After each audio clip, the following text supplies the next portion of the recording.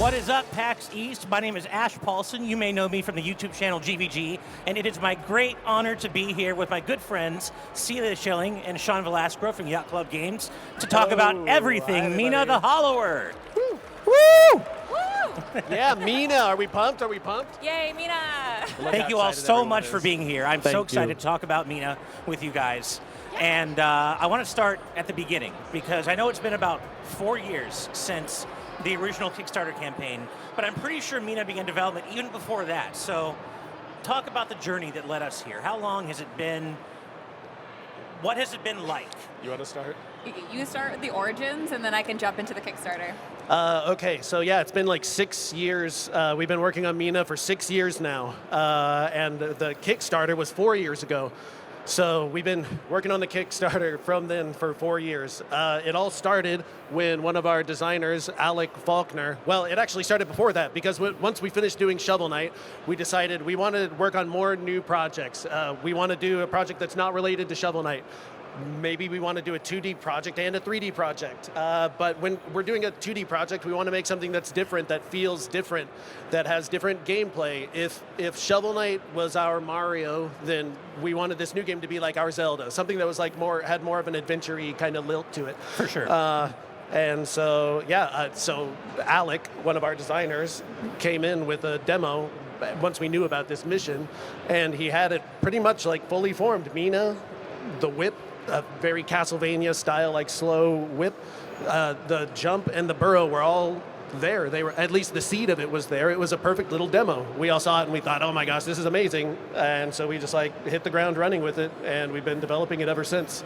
And here we are. Yeah, and so for the Kickstarter side of things, you know, we had a lot of internal conversations. Should we do a Kickstarter? Should we not? Like, what would that even look like? And what we decided is to go very community focused with this, because that's what happened with Shovel Knight. Like, the community being gathered around and supporting Shovel Knight is what made our studio what it is today. So, and we had tons of people come up to us post Shovel Knight Kickstarter and be like, "Ah, man, like, I knew about you guys in the ground floor in 2013. I wish I could have been there too." So when we had a conversation of what would make the most sense, we're like, yeah, I think we should do the Kickstarter. And it should be really community focused, and we can build it together. And like, we'll add all these like developer perks where like there's a backer perk where, you know, you can be in the development room with us and then be a fly on the wall and see how we like coordinate things.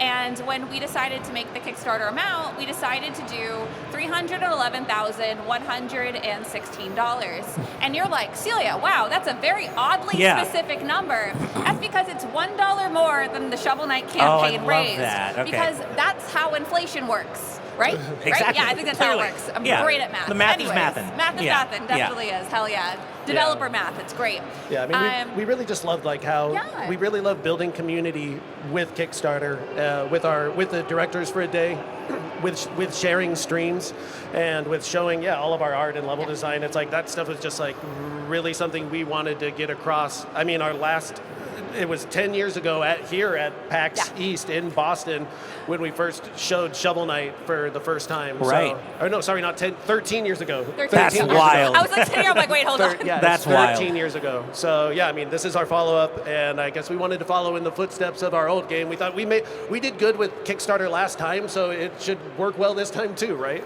And long story short, under 8 hours, we were fully funded. We ended up raising like 1.2 million, and we're so thankful for our incredible backers that have been with us the whole time, and we're almost to the end, So close. Yeah. I mean, we're like days away from submitting the game. We're like so close. Yes. Hell yeah. Yeah. For reals this time. For real, we promise. reals. We promise. It's like the traditional Chinese localization has one extra character that we need to like widen the box for. There's like very slight slowdown on Switch 1 that we're like fixing the last frame drops and just like playing through everything and making sure. Basically, we're in like hurry up and wait, and when there are no bugs, then we get to submit it. So it's like we're days away. We're days away. Very, very soon. So that's what the last few months have been like, right? Because you were originally going to release last October, and then at the very last minute, you were like, we're not quite ready. So about the delay, it was a unanimous decision from the studio, you know, and it was sad. I know that the community was upset. We were sad too, like when we had that conversation. We're sorry. And we're sorry. And it's one of those things where looking at where the game was in October, which was still fantastic, but and where it is now, this is the quality that our community expects and what they deserve. And you know, it can be a little bit scary, to be honest, to be an indie developer and delay a game, you know, especially when you're independently funded. There's no secret anything. It's what we have is what we have. But it was for the better of the game, and so we chose to do that. So we appreciate everyone's patience with us as we like fine-tune everything, but it's more than worth the wait, we promise you. Well, and I think you deserve a lot of respect and kudos for that, because you know these days we get a lot of games releasing with day one patches, fixing things on the day of, and you're taking the time to make sure that everything is good to go from day one. And I mean, Shovel Knight, look at Shovel Knight. It is still to this day, and I think everybody outside here can agree, one of the most polished games I've ever played. So I have no doubt that the delay was worth it. Thank you for that. Thank you, we appreciate it. Yeah, it's really good. I'm confident that the game is great. That much I can say. You know, at least there's that. Yeah, I'm so looking forward to everyone playing it. It's going to be really good. Well, and there is a demo right now that can be played, and that's actually what you're going to be playing today in front of us. And you're the expert, so you're going to probably show us stuff that none of us could do in the demo. But you can play Mina on the show floor today, right now. But there's also a demo on Switch 2 and PlayStation, correct? So there was a demo on Switch 2. That's right. No more. Okay, so we did a limited time demo from our original release date announcement. We had like a Steam demo that was available, and then that was limited time. Then we gave a chance on Switch and Switch 1 and 2. Then we gave a chance on Xbox, and then most recently we gave a chance on PlayStation 5. That was the most recent one. You're right. For all the friends that are here today on PAX East's floor, you too can play the demo if you haven't already. It's at the Ukyo Studios booth. You'll see it. Mina's chilling. I invite all of you guys to go check it out. It's a lot of fun.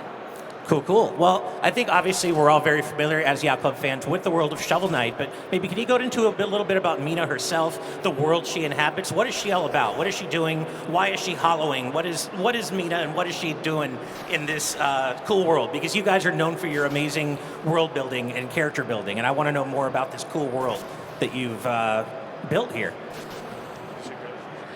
So for that, Mina. I feel like once we got done with like Spectre of Torment, we got bit by the spooky bug a little bit. So like, you know, we really enjoyed that, like leaning into darker themes. But obviously in the Shovel Knight universe, it is, you know, it's light, you know, it's, you know, good versus evil hero. But like, what if we made a game where the world was kind of gray, like it was morality? And like Mina's inspirations really draw from Gothic horror. And like that Victorian era, and like, you know, the questions that people at those times, like, you know, wrote about, you know, like good versus evil, science, you know, versus nature, like, and what that actually looks like. And so for Mina, like, we really leaned into that, and we took inspirations and kind of just had fun with it. Nice. Yeah, I mean, Mina herself is like named after Mina from Dracula. Oh, cool. We basically gathered up all of like the horror, spooky ideas that we all had, and like sorted them into different categories, like, and then we sorted them by area. I mean, I guess this is like typically how we would do it, like with the Shovel Knight game, or like when we're making a game. First, we would stratify it by theme, and then we would go further and like make all the level stuff in fitting with the theme. So, yeah, I mean, it was like a spooky frozen train yard where all of where the train crashed and it's all ghosts. An area that's like perpetually Halloween, and there's like trick-or-treaters, but there's like more spooky things that are like lurking in the sides. Shadows, and like taking all of those ideas and like stringing them together into a coherent story. That's like that's like the way that we approach like making a story. So, to set it up, Mina is sailing to an island. Oh, I guess we can just there we go. Nice. Play it. So Sean is going to narrate how this is going to happen. So take it away, Sean. Well, first we're going to enter a name with either uppercase or lowercase. Yeah, but basically, Mina has been summoned to a cursed isle. There's this technology called spark technology that she built 10 years ago. Woman in STEM. Okay. And so it was set up here in Tenebrous Isle, like perfect, ready to supply power to the entire island. But that was 10 years ago, and now the towers are malfunctioning. So she has been called by a mysterious benefactor, the Marshal of Ossex, to go and see what the heck is going on and try to address the problems with the generators that she's built. Should I read this, or you want to read it? Yeah. So people can reread it later on. But what we want to like show with it is that I think it's really cool that we did the Game Boy scrolling kind of screen with things. Yeah. So if you look back to like, I don't know, the original Shovel Knight, Shovel of Hope, we did the storybook design, and that's very reminiscent of like how they brought you into the lore, like when you're playing the original NES. Yeah. So like for Mina, it was like the Game Boy Color. Like, how do we tell you your story? It's like, well, you get a scrolly screen. Well, do it as a scrolling screen. You can even like move it up Yeah. and So you can like at home. so many Love it. features. Wow, technology. That's Couldn't. true. The martial arts. But yeah, of course, the Game Boy Color-esque shading and everything is very reminiscent. When I first saw this, I thought immediately, and I think a lot of people probably did, of Link's Awakening Deluxe. And I was like, you got me. My heart already, I'm here, I'm ready for this. I didn't know I needed this in my life, and then as soon as I saw Mina revealed, I'm like, I need this in my life. Yeah. Yeah, Thank you. I mean, Bless. we made this game to be like a Game Boy Color game. Right. Shovel Knight was like a Nintendo, like an NES game, and well, I mean, those may seem similar in a lot of ways. They're actually different in a lot of ways too. Like, for instance, Mina's color palette is totally different than the NES color palette, and the vertical real estate of the screen is like much more like zoomed in. Right. Like, in a Game Boy game, you barely have any space. So things like the amount of text that you could fit here, or just like the amount of boxes on the screen, how far you could see ahead of you is like very limited. But I mean, that's like what we love doing at Yacht Club, is the limitations are where we find the fun in all of it. So like the amount of screen that you can see is like really important. And like every single screen is almost like a little like Zen garden that you have to explore and figure out. You want me to hold this one for you, or? Okay. What? You want to do it? No, I mean, you want to hold your I mic, can or do okay. this. Okay. So it looks like Celia is a Blast Strike Ball fan. You got 3 weapons you can choose from the beginning, correct? Yeah, that's right. There are actually 5 weapons in the game, but you can choose from these 3 at the outset. The Blast Strike Maul is really, it's like a heavy, slow weapon. The daggers are fast. The whip is normal. I mean, you know, that's like tried and true. When we were developing this game, we wanted to make something that had very deliberate combat. So you could see that, like, the attack with the hammer is like very, very slow, but it does a lot of damage. And the wind-up for it like takes a long time too. So I mean, it almost reminds me of playing like the first time I played Monster Hunter and got my hands on that great sword. Right. And you're like holding triangle and you release it, and it's like, is there a bug with the game? I actually can't believe how long it takes for it to hit. Yeah. See, for me, I'm not a heavy weapon fan, so I was Whisper and Vesper from the very start. When I played the demo, I was Nice. I like my light and quick weapons, get to move in, move out, throw from a distance. Totally. Yeah, I feel like my favorite weapon is not in this initial loadout, but it's it's a switch weapon where you like hit enemies with the bat, and then you like flip it around, and then you can fire it off like Cool. projectiles. Okay. So that's really cool. So now that first boss fight, not to put you on the spot, Celia, but that first boss fight you can actually win. Yes, you can. And you get a trinket for it, right? If Correct. you do, right? So, like in the beginning of the game, you know, we're definitely showing how things are and like how it gets really real immediately, really quickly in the game. So, like, you know, what's the best way to teach you that things get real? Throw you in a boss fight. Right. And the thing is that it's designed where no matter what you do, even if you defeat the Kraken, you do hit the boat. Obviously, you know, in the beginning of the game, you don't know how to play yet. So, like, you're going to be flailing around. That is okay. It happens. But as you know, play through the game, become a hollowing master, when you play it again, maybe a new game plus, you'll be able to beat it, and you're rewarded for that. So it gives you a trinket that you can get later in the game if you don't defeat him. But it helps you earlier on, like if you're speedrunning the game. That might be something you would want to use. Right.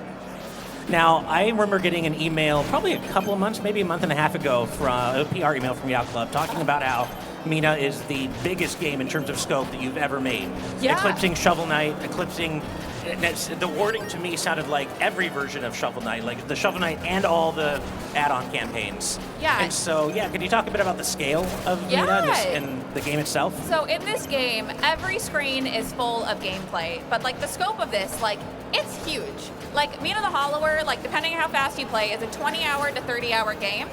And so, we were kind of looking at how large Mina was. We took a step back and we're like, wow, like how many screens is this? What is it? And we compared it to the original Shovel Knight Treasure Trove campaign with, you know, Shovel of Hope, Plague of Shadows, Spectre of Torment, and King of Cards for those campaigns. Mm-hmm. And you add up all the screens together, Mina the Hollower is more than that. That's wild. Okay, that's a lot of screens. I know. Yeah. Oh my gosh. So like, expect a very large, interconnected world, but every single screen is chock full of gameplay. Everything that we design is designed with so much intention. Like, and we we like to teach you how to play through actions. If you're watching Sean, you know, like over there, like when he had to jump up to attack, you know, we had an item that was just standing still. So after you jump and attack, you're like, oh, I can do that. Then you have an enemy to practice on as well. And like, this teaches you that you can hollow under things. And like, we just create those kind of like limitations where you like have to like pause for a second and realize what you're doing, and then once you learn, it feels very organic with it. So it's kind of like maybe the Mega Man X school design, where you're dropped in a pit and you don't know how to get out, and so you realize, hey, X can wall jump, Mega Man couldn't, but I can jump on walls now. That's how I get out of here. Yeah, and like there's safeguards as well. So like Sean kept on moving because obviously he figured out how to hollow, so he was hollowing through the game. But there's a point where like you're about to hit a boulder and you can't like hollow it, you know, you can't hit it, you know, you don't know what to do. So if you walk back, you would have ran into Cappy. And Cappy would have been like, oh, I wish I was a hollower and could hold X and hollow under things just like you. And then you're like, oh my gosh, and then you go do that. Okay. So it's like to teach you if you still don't figure it out, but if you did, then you wouldn't even know Cappy's there. Right. So. Which so basically there are guardrails in case you don't figure things out right away, you go back and but some of those things players won't even see if they figure it out in time. Yeah, and like over here, like we have boulders, and it's like to kind of teach you that you could throw boulders at things. And in addition to that, you know, they have these like little bump things you can jump over. So it teaches you that you can jump holding stuff. Right. Which would be something that you would do later in the game if that's what you want to do. And that makes the player feel empowered because it feels like they're the ones figuring it out. Like they're inventing it. And it's like, wow. And so it's like cool experience. We're not just telling you how to do everything. You're like learning it by doing, you know. That's like our whole ethos. Learn it by doing it. You want me to take over so you can talk? Yeah. I gotta say, I'm impressed by both of you, how you're able to play while holding a mic. I mean, obviously you made the game, so it makes sense, but geez, it can't be easy. I mean, this is like literally my life is playing this game like over and over and over and over and over again, and like seeing if there's any slight difference, and then like pointing it out. Oh, there's a difference. Yeah. Is it a little bit brighter on like PlayStation? We realized there was like a contrast problem. It was like, wait a minute, these two versions, it's like they're actually different from each other.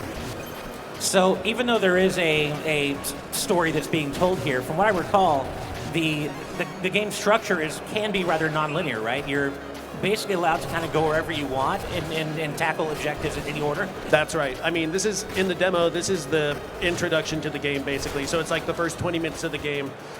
Well, depending on how fast you go. And then after you get to the end of that, then we kind of like let you loose in the main town, and you can go, in any direction that you want. Okay. It's not like things are limited like a Zelda game in terms of you need the hookshot to go here or you need the bombs to go here. Sure. It's much more like, oh, it's too hard. It's too difficult to go this way. I mean, there actually are some things, like there could be a gap that's too wide, and if you have the bicycle or if you have the parasol, which are side items, they're like sub-weapons. Like if you drop them, you'll die, like a Castlevania sub-weapon. But if you happen to have it with you, then you can use it to move forward in a different way. So you could actually, and the trinkets are like that as well, and the trinkets are not single use. Some of them can let you get through the game and move in different, better ways, and like even like let you sequence break and go all over the game. It's so cool. It's like Super Metroid style. Like you can jump into places and get to new areas and like obviate whole parts of the level design. So speedrunners are going to be doing crazy stuff with this game. I mean, yes, we in our speedrunning community, which I mean, like for the beta version of the game, even though this is like a 20 to 30 hour game, like with no punches pulled, especially if you're 100%ing it, but they've beaten it, I think, it's like something in under 3 hours. It's like 2.5 hours. Or maybe crazy. 2. Yeah. It's literally a crazy number. Yeah. Because all you need to do is defeat the 6 bosses and then defeat go to the end, go through the end and defeat the boss at the end. But like, I mean, you can't just skip everything. They're doing like legit skips. It's like, I can't wait to see what happens once everyone gets their hands on it. To see all of the paths that we haven't even foreseen yet, because I'm sure there's a lot. Right. Now, you mentioned that you drop sub-weapons when you die. Can you talk a bit about what else you lose when you die and how the death system works? Because Shovel Knight was very innovative in that way, and I wanted to talk a little bit how Mina handles that. Sure. Okay, well, yeah, here we have a thing called the spark system, I guess you could say. You see that little turquoise dot next to Mina's health bar. Do you want me to die? Uh-huh. Do you want me to die? Oh, yeah, sure. Why don't you die? Okay. And then, so if you die, then your spark pops out of you and you lose your spark. And if you lose all your sparks and die again, then you lose all of the current bones that you're holding. And your bones are your money, and they're also like your experience points. Oh, there you go. And look, it like goes into that guy. So you have to fight that guy to kill him. But it's not like, I guess it's similar to like a souls system, but instead it's not like your souls are in that guy. Like you still have them. So that means you could go spin them right now. Right. And so it creates this interesting dynamic. Also, when you level up, you get your spark back, and if you buy a new spark, which you can hold like up to 5, then you also get your spark back. So like sometimes you're like, oh no, I have no spark. I'm gonna like go figure out another way to get them back instead of fighting everything. It's just like another take on risk reward mechanic, similar to like a Soulsborne kind of thing. But I think it has an interesting take as well.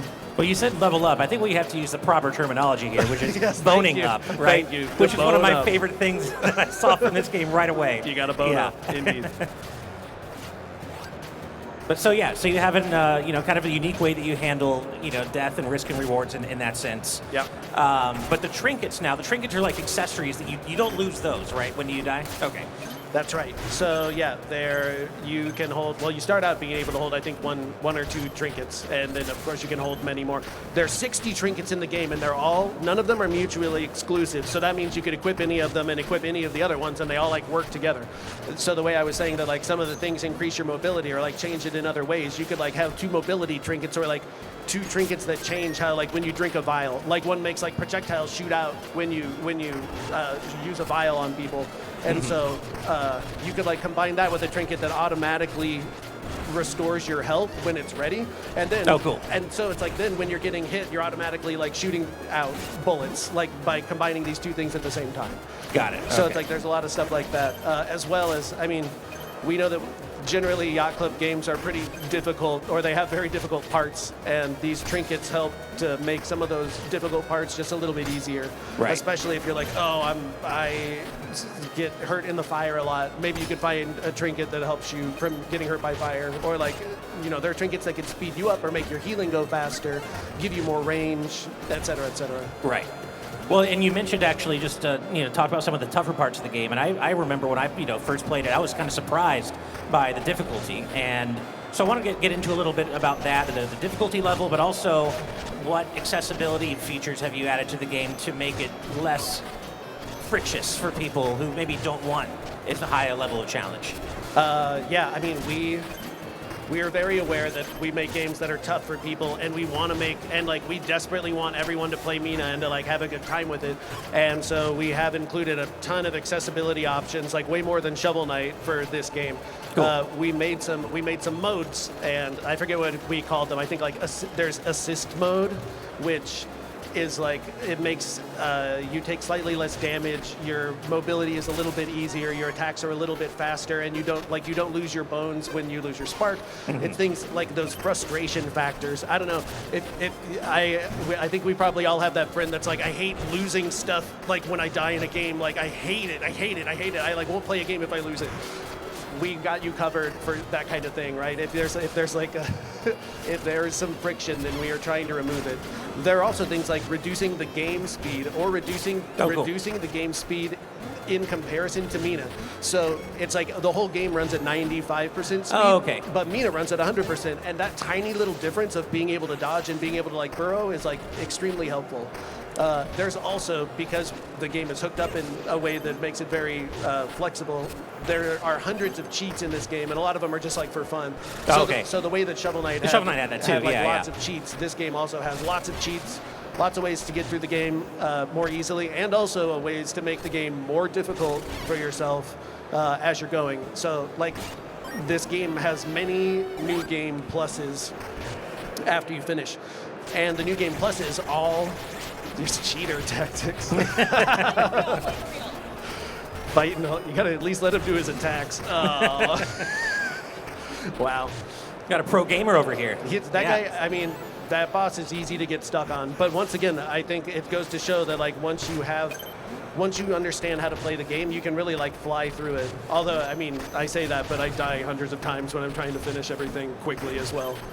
But I mean, there's also, I mean, that's the mark of good game design, and that also empowers the player too. Because as someone who's played Shovel Knight way more times than it makes sense, I went from playing the game to really just steamrolling it, and it feels empowering doing that when you know it's coming, when you know the patterns, you just fly through the game, and there's something really empowering in that. Totally. Through that repetition. Yeah, I mean, and if you want like a more challenge, like I was saying, like that New Game Plus like lets you do that in a new way.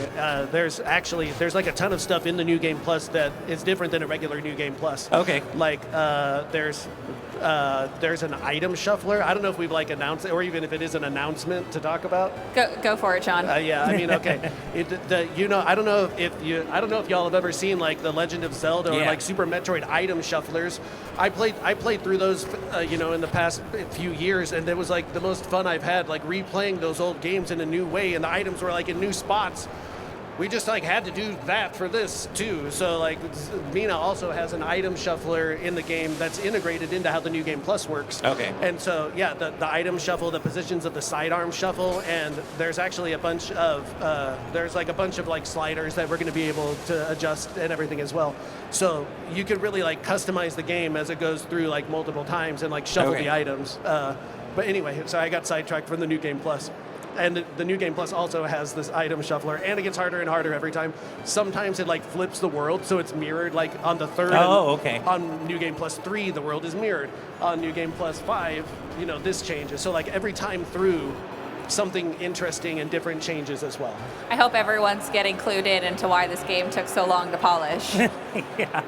Right. Now, is there any exclusive story content to New Game Plus? If that's something you're ready to talk about yet, are there extra like an extra boss or any new story stuff that's exclusive to multiple playthroughs? There is definitely some secret story stuff, but it is not all. It's definitely not all related to New Game Plus, and we have there's lots of secret stuff. Okay. When you see Redacted, it's going to be so cool. Oh my gosh. Nice. I love Redacted. Yeah, there really is a lot. We took the same approach to the gameplay that we did with the story, so there's like some flexibility in terms of what you'll see. I loved this boss fight when I played the demo the first time. I was like, it was such a fun boss fight. I just want to point out that he was carrying a torch because how would you know he set everything on fire if he wasn't carrying the torch? That's very true. So that like happened. Someone was like, "Who's that guy?" Yeah. And it was like, he's the guy. He's like the bad guy. Yeah. Did he like set all the fires? It's like, well, how would I know that? It's like, I don't know, by like reading it. Yeah. So we made him hold a torch, so you like extra know. Yeah, like. I also love Mina's attitude that like the boss and Mina, they talk a little crap to each other. They are. They're being like witty. She's like, "You think I'm afraid of you?" Yeah. And he's like, "You have simply no idea. Big talk for a city burning conspiracy. So good, Such a haughty mouse." He called her hot. I just want to point that out. How you squeak. Enemies to lovers. I love it. That's not a part of the game. That's not a part of the game. Fantastic. No, but this was such a fun boss fight and a great way to cap off the demo. And remember, you all can go play the demo not right now. Right wait till we're here. done, but right now, yes. after, in 14 minutes, you can play this demo. Exactly. Now, we can't hear it, of course, we're interviewing and it's a loud show floor, but we do have the legend Jake Verthoffman back for the music, correct? Yes, we do. Well, nice. yeah, he's on staff. Like, he has health insurance with us. He's full-time. All right. Yeah. Yeah, no, Jake's great. It's such an honor to work with him, and it's just been such a fun process of him like creating the music that like gives life to the world, you know, and like. Yeah, there's like more than 80 songs. 80? Like, he oh went crazy, and every single one's a banger. Oh my god, he'll like be humming something. I'm like, Jake, what are you humming? And he's like, oh, just something I'm working out. And then he'll put it into like the tracker thing, and it's like the most beautiful music I've ever heard in my life. It's crazy. I'm a huge video game music and especially chiptune fan. Grew up on Mega Man, so Shovel Knight was like crack music to me. So and Mina seems like it's going to be the exact same way. Yeah, you got this. Oh. Okay, well, nice. Yay! And you got the big silhouette finish like in Shovel Knight 2 when you beat the boss. Yeah. No, you have to. Not like in Mega Man X. Right. Not like in Shovel Knight. Like in Shovel Knight, exactly. Yeah. So I always think it's funny after the demo, like it's like has this like unearth the secrets of of Tenebris Isle, meet and defeat a cast of unforgettable weirdos, traverse a handcrafted world of order, collect over 100 trinkets and tools and upgrades, become Mina the Hollower. Those are orders. That's not suggestions. Right. Like, nice. it's Yeah, look, these are like all the characters, and this is all the stuff you find in the game. Like that's the combo capacitor, the oozing organ, The Is that a desperation comb? bonnet, the vial pouch, the fly bait. I don't know. Oh, that whatever Dude. that was, that's not in the game anymore. The lice comb, lice comb. Dude. That's the lice comb. It's not in the game anymore because it used to be that you would like be able to apply lice I to was wondering, enemies, is that a and then they comb? would like Okay. take damage over time, Oh, like a interesting. poison kind of thing. But we decided to cut it. Is there anything else? How about that? I don't recognize that. That's a used up. That's an intravenous vial. Those Okay. are secret. See, redacted. That's the bubble ring. Okay, that's like the flame guard, the electric guard, the spring Yeah, I know those, heals, I know the those. vial counter. That's just the whip. Yeah, those the are sidearms. These are sidearms. Yeah. This is all. Spoiler alert! Everything in the game. It's all. Yeah, everyone close your eyes. No, Yeah. Secrets. I do want to zero in really quick on the unforgettable weirdos part, because one of my Yes. favorite parts of Shovel Knight were the NPCs Oh my and how weird they all are. Should we run it again? And it I mean, seems yeah. like that's back and 100%. forth here in Mina. Okay, so yeah, we have a bunch of unforgettable weirdos in this game. Well, it's the same weirdos that made the original, so like, of course, we're gonna have a lot of fun with that. Right. There are so many. I highly implore players to talk to as many NPCs as possible, because every NPC that was mine. Oh, yeah, do that one. Yeah. You don't want to go to Osip's court? It's done. No. So yeah, like it's like one of those things. Like we put so much of our humor into this game. So when you talk to NPCs, they're either going to tell you about the world, okay? They're going to hint for something that you have to do in the game, so it'll help you, or it's a silly pun that we thought was funny. So like those three things, it's what's in the game. It could also be a director for a day, right? Yes. Like that was one of the big things, Right. and like because we did this Kickstarter, we had dozens and dozens of ideas coming from the community of like, here's my director for a day, and it's like a pumpkin, and he has a big long tongue that he like walks on it and he licks the ground. We're like, that's okay, awesome. Let's put it in there. And so we got to like I love integrate. We got to like Yeah. integrate it all. So truly, it's like it was like a collaborative effort. I would say one of my favorite NPCs is Clumpy the Clown. You Okay. guys will all love Clumpy the Clown. And that was like one of the director of the day things. It was like NPC, and it was like, oh yeah, and the clown, and the clown's really funny, but also jump scares you. So Nice. have a fun time. All clowns jump scare me, but I'm looking forward to this. It comes with the career. Yeah. So it's been a long process getting here. You're finally almost at the finish line. Are you ready to talk about the release date yet, or are we not quite?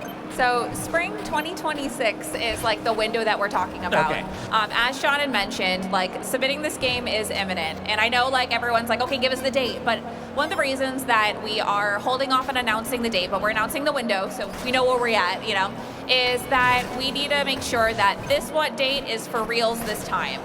The delay in changing the date from what we initially announced was really upsetting to us, and course. obviously our community as well. And we want whatever we tell you next to be the date that is the real one, and that's what it's going to hit.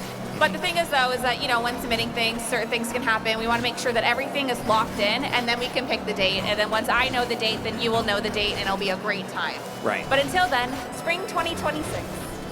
So we're almost there. We're basically in spring now, so we're almost there. No, literally, spring is here. Yeah. And it's crazy. Like our Discord right now, it's doing a countdown. Like 88 days left to spring. There's a 1.16% chance of Mina the Hollower being announced right now, and it's not. I'm sorry, guys.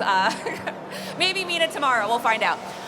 But it's just kind of like one of those things that once it's ready, then we'll give the date. So thank you for your patience. Like I was saying, what we're doing is playing the game until nothing comes up, and then once nothing has come up, then that's how we know we're done.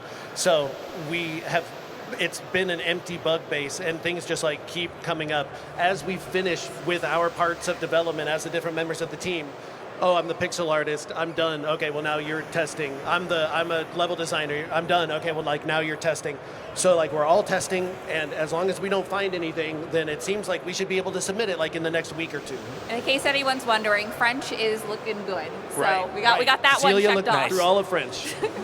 So I'm going to share a little personal anecdote really quick here. So clearly I'm very hyped for Mina. I wouldn't be here talking with you about it if I wasn't. I'm so hyped about it that I may have dreamt about it one time, just randomly actually dreamt about it. And I dreamt that I found a dev room, like in Chrono Trigger, like a secret dev room. So if that ends up being a thing, that's going to make for the best story going forward, if that ends up being a thing in the game. Duly noted. Yeah. Sean, we need to delay the game again. We need to add a dev room. Anyways. It wasn't my fault. I didn't do it. I didn't do it. Yeah, what I was it didn't do like? Actually, what did it look like? How many pixels? Like the Mina version of Chrono Trigger's dev room. Okay, Literally had interesting, that yes. dream. Yeah. But no, so that, just a little bit excited about this game, just a bit. Thank you. We appreciate it. Is there anything that we haven't talked about that maybe hasn't been revealed yet that we can exclusively reveal to the audience here today at PAX East? The shuffler is pretty cool.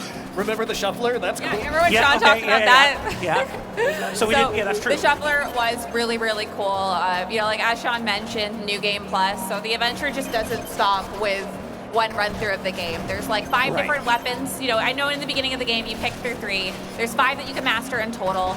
In addition to that, there's 2 different upgrades that you can find per weapon in the world. Oh, neat. Okay. And for that, you can find it in the world. You also can just upgrade them. Bones are your money and your experience points. You can kind of choose what you want. In addition to that, they added a pawn shop in the game. Okay. So you can sell your things. If you don't use that trinket, you can just pawn it. Not only that, but you can sell like your initial health, your initial spark, and like your initial vials and your jewels. Like you can literally take everything. You can pawn them all off. That's funny. So there's an achievement in the game for finishing the game with a negative completion percentage. Oh, that's so fun. Which means that you have to collect not a lot of things and also sell almost all of your stuff to Ponty before the final boss. Yeah, that's cool. That's cool. That's very cool. Yeah, so that's an announcement, guys. We haven't talked about that yet. Okay, nice. Pawn shop, sell your things. This may just be me, but when I saw the bone-up system and how it works originally, it made me think kind of Zelda 2. Was that an active inspiration for this game? Yeah. I mean, definitely. Okay. I can talk about Zelda 2 for a little bit. I had a feeling, we've talked about that in Shovel Knight reviews. We love, at Yacht Club, we love ripping off Zelda 2 being inspired by Zelda 2. And so, this was just, we like taking ideas that came from a while ago and then doing a cool twist on them or making them unique or making you see them in a new way. So yeah, we borrowed a Zelda 2 style level up system where as soon as you hit the required amount of experience in the lower right hand corner, you will level up or bone up. So you could choose to pass on it, or you could go with attack, defense, or sidearm. Or you could condense your bones into a bone stone for later. And a bone stone is like something that even if you die, you can't lose it. Right. So by forcing this decision on the player and by making you decide how you're going to be lopsided, we make it so you can't hold your bones like a Souls game where you just have a zillion things forever. You are forced to level up at some point. And you can go very lopsided. You could be level 10 in attack and be level 3 in everything else and be very, very overpowered. I think that's the way that players like our speedrunners can get through the game in 2 hours is by being very, very, very lopsided. Right, but if you get hit once, then you're hosed. Yeah. So there's there's a ton of flexibility, and that once again that's one of the things I'm most excited for, to see everyone playing it.